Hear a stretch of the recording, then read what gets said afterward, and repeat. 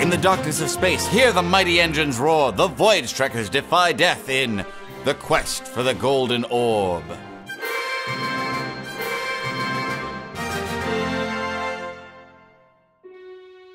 Captain's Blog, Space Date 2235.201. Captain Jack Sunstrike commanding. The GSV Remarkable has been dispatched on a fact-finding mission to the poverty-stricken world of Crodaria Prime. The Crodarians are a small, squat people with rather plain-looking women. They walk with a sad sort of waddle that makes it very hard not to laugh at them. The wretched inhabitants of this desolate village of, Hey, what do you call this place? Glumhaven, sir. The inhabitants of Glumhaven are a particularly pathetic lot, which is saying a lot considering what a backwater armpit of a planet this place is. Seriously, I've been down here for an hour and I already need antidepressants. I'm sorry, did you need something? No, sir. Well, then maybe you wouldn't mind wringing your tiny hands over there while I finish my report. Sorry, sir. Dr. Rena! Over here! Good. Pretend like we're talking, so I don't have to make eye contact with these villagers anymore. Why am I always the one who has to carry the supply backpack? Can't Pal carry it for a while? Look, just take it up with your supervisor. Pal is my supervisor. Really? He's the first officer of the ship. Oh, right. You know, I don't think I've ever seen him give anybody an order. Commander Powell, over here. I have a question regarding the supply backpack. Don't do it, Powell. She's trying to subvert your authority. Huh? Let's just get on with the fact-finding, so we can get back to the ship and I can scoop this barren, tear-stained dust out of my boots. What have you two found? The Crodarian situation is desperate. Their crops are dying, their people are malnourished, they have very little food, and are in abject poverty. They're surrounded by enemies on all sides of their border, and now their main rival is choking off their primary source of energy. So the good news, I've brought with me my brand new Galactic Union credit card. Maybe we can revitalize the economy and live like kings in the meantime. Galactic Union credits won't help them. The entire planet is in a drought. War is brewing as people fight over what few resources are left. Well, look, it's almost lunchtime. There's got to be some place we can eat around here. I packed our lunch on the ship. It's in the supply backpack. Well then, bust it out.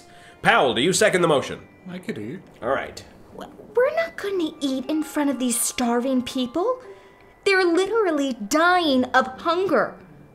What we eat in a day could feed this entire village for a week. Well, don't you think it's wrong for them to interfere with our culture as much as you whine about us interfering with theirs? Eating is a very important part of my culture. We have so much, and they have so little. All right. So Dr. Rena has uncovered the stunning revelation that this backward little planet is poor. Powell, what did you find out?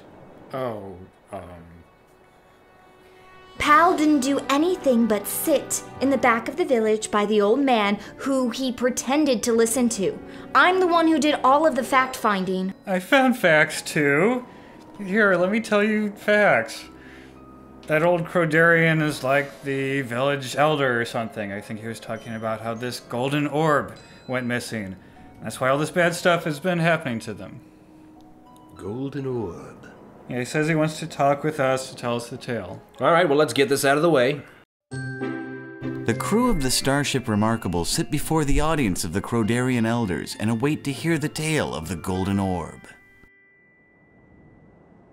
On behalf of the Galactic Union, thank you for allowing us to be guests in your home. I am Talima, and I will translate for the Elder. He does not speak Galactic English. Very good. So please tell us about this golden orb. I'm so intrigued. Many thousands of years ago, it fell from the sky, and since then has protected the village with its great power. Great power, you say? Folklore typically is based off of some sort of actual fact, no matter how outlandish. Enough, Rena. Please, go on. But the orb was stolen, and now the region is dying. Our enemies surround us, and we need your help. So this orb, what does it do? Does it grant wishes? Wishes? The Elder wishes to give you a map where he said the golden orb was supposed to be hidden. He says if it is brought back to the village, you will restore peace to the area. I suppose it could be some sort of advanced alien technology that fell from orbit long ago. Or even some sort of sentient life form with telekinetic power. Look, if finding this thing gets us out of this godforsaken dirt hole a day early, I'm all for it. In worst case scenario, we kill a day searching for it. It'll look like we're taking this fact-finding thing very seriously. Please don't translate that last part to the little man over there. Yeah, I figured as much. Very well. We accept your quest. Tell your elder that I give my solemn vow that we will help your people. Thank you, Captain. You honor us.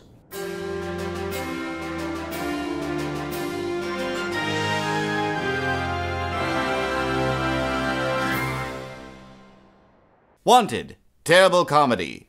Something that doesn't make me think too much. I can have it on in the background, keeps my mind off my inevitable death for just another day. If you saw an ad like this in your morning paper, you might laugh, cast it aside. But you are placing this advertisement every day, Mr. and Mrs. America, when you don't insist on the finest quality of scripted entertainment like Voyage Trekkers. Our scientists show all signs point to inferior web comedies being funded by Hitler and the agents of the Axis. And unlike some web shows, each episode of Voyage Trekkers is handmade right here in the United States. So make sure you head to www.voyagetrekkers.com, click the donate button, and buy yourself some Voyage bonds today, and keep our boys flying. It's your choice, Mr. and Mrs. America.